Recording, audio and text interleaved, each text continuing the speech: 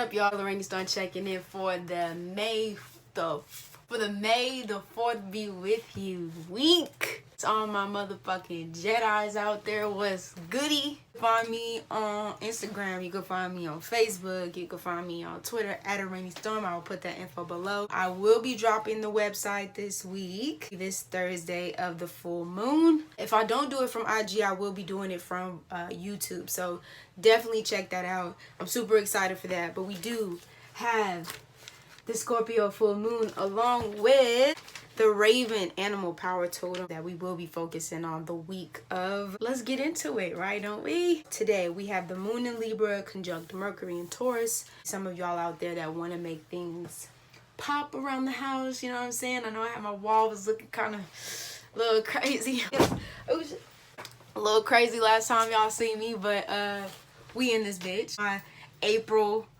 you can't see all of them, but this is my April, masterpieces that I made. Hang it up so, we have a more decorative background. So doing things at the home to kind of make things pop, to make things beautiful, to express, things maybe in a poetic way, bring balance within our communication and bringing balance in the way that we communicate, whether we're speaking those things through to others or displaying it for your eyes to see. Then we have Tuesday, May 5th with the moon in Libra. There's no...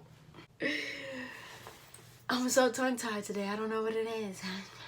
The moon in Libra following on Tuesday. Wednesday, the moon following into Scorpio. Now be careful because this is the pretense of the full moon.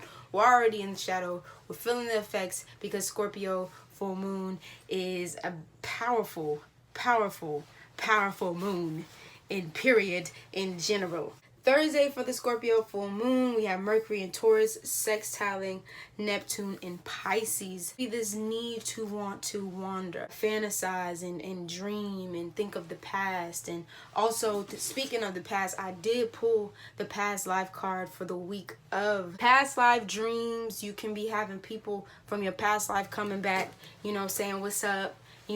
Past memories being brought to the surface. If we're talking about the Scorpio full moon, we're talking about the surface base, the root chakra, the kundalini, the snake, going into the ground, digging up those dark parts and bringing them back up. And I will talk about that once we get into the Raven animal totem. But for now, let's move right on along. May 8th, moon in Sagittarius. So there's going to be a want and a need to be able to explore, learn another language. I'm learning Swahili at the moment, or read a new book, something that will take you into a different zone or in a different place. Travel, maybe time travel, talk to people from other places or other cities, connect with people in different countries, communicate with people in different languages, or maybe learn a new philosophy or establish a new, just something different, something new. Because think about it, when we get into the Scorpio full moon, we're literally breaking the shits down. I'm about to get into this Raven animal totem because we going back. Childhood, shadow work, all that stuff is being pulled right on up from the roots. Taking that motherfucking shovel, sticking it in the dirt and pulling it. All that grit, all that grime, everything, all of it has to go. The effects is not just on Thursday. The effects is going to be all week. So y'all just get into the shit. Saturday, May 9th, Mercury trine Pluto in Capricorn. We go from Sagittarius wanting to expand and wanting to, think bigger and think on this large scale of like, okay, you know what? I don't know what's going on. We don't know what's happening. We don't know what's going to happen in the next year.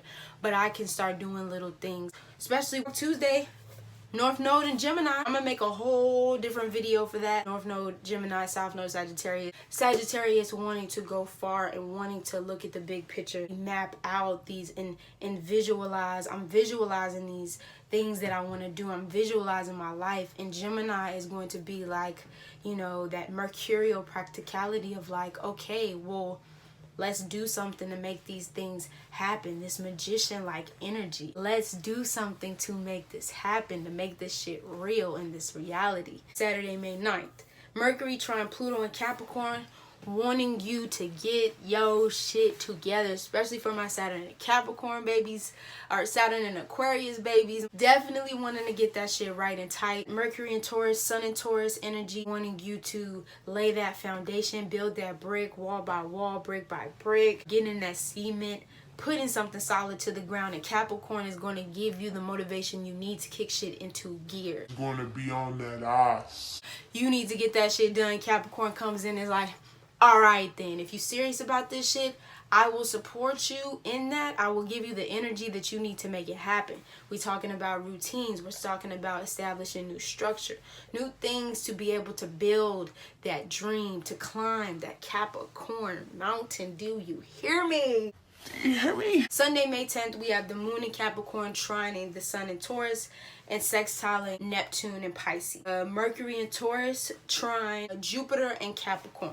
Continue to build that dream. Think about the things that you can do to really expand, and not just expand in career, just something that you want to do long term. Gemini is going to want to build out these short-term things for you, and that's great, and that's fine, and that's dandy, and we're going to love that energy because it's very playful. It wants you to get into it. It wants you to seek. It wants you to be on this adventure. It's like, what can I do? Can I do this? Can I do that? Can I do this? Can I do that? Oh, I can do this. I can do that.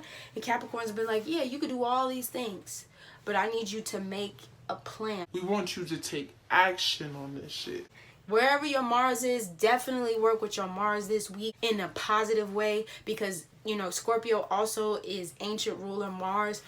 So just use that Mars energy wisely, because there is going to be that energy of jealousy or things bubbling up that you've been wanting to say and things that you've been holding in, and it's all going to come spilling out this week. Use that energy that you're feeling that's pent up. You either say the shit and move on, or you use that shit, whatever you can, to transmute that energy, then channel it into something positive. Channel into something that can bring you the abundance that you really truly want, versus taking it out on somebody else. Straight the fuck up. Next, starting from here on out, we're going to be doing weekly power animal totem meditations. Book is by Nikki Scully. Shout out to Angela Wernick, I think I'm saying it. Artist of the Medicine Cards, Journey with Your Spirit Allies. And if y'all have tuned in, you know what I'm saying, to Araneaestorm, you already know what it is. Power animal totems, and I was doing at once upon a time herbs, which I will get back into because we're actually going to start growing a garden.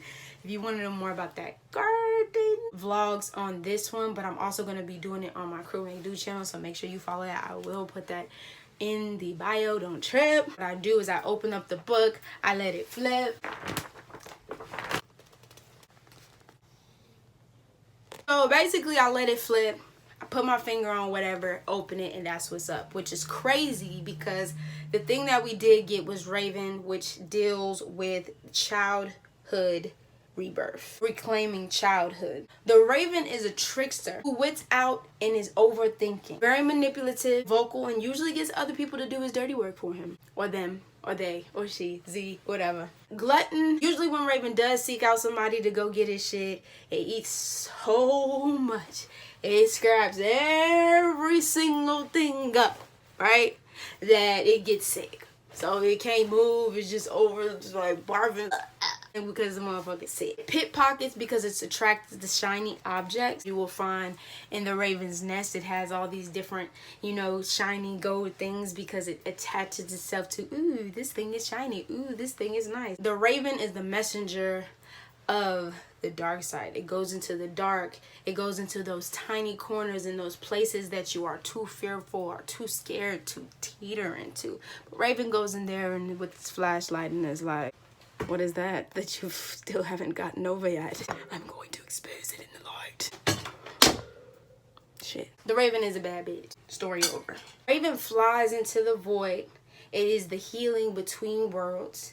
It is the omen of impending change. Change that you cannot control. Change that is going to come whether you like it or not. The Raven swoops in and does the work. So all of that, like Scorpio, like this full moon this week, takes all that gunk, pulls it the fuck out, slams it on the ground, and stomps it out. So forewarns danger, awakens forest to intruder, alerting all the animals to what they're up to. The Native Americans also used to do a bird call when there was people there that weren't supposed to be in the area, aka young enemies. If they knew that there was somebody coming through, they'd be like, yo, bruh, somebody in here that ain't supposed to be up in here. Nobody's supposed to be here. The Raven comes in to ally us with difficult childhoods, getting to the places where fears lurk, breaking them down and getting rid of them. Like I said, pulling it out. It helps us reclaim joy. Raven is childlike, which that's why I wanted to talk a little bit more about this North Node in Gemini, which I will. Gemini is the child, that childlike energy,